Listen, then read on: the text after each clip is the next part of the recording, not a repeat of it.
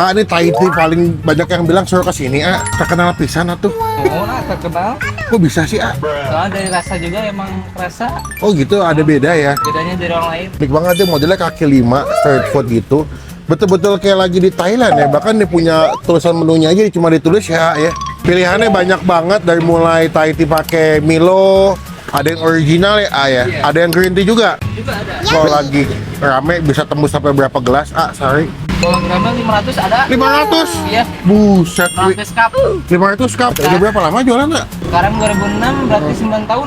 9 tahun. Buka jam berapa sebenarnya? Ya bukanya jam 9 nak. Kalau hari biasa bukanya jam 9 sampai jam 8 malam. alamat lengkapnya kita masukin di bagian kolom deskripsi. Kita pesan dulu. Udah jadi. Ini gue pesan yang original sama yang Thai tea Milo. Wah, ya. Wah, kacau sih.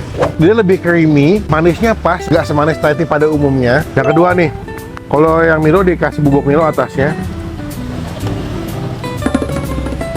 Wah. Wow. Wah, gila deh. Gue kasih nilai 9 dari 10. Why in the blood?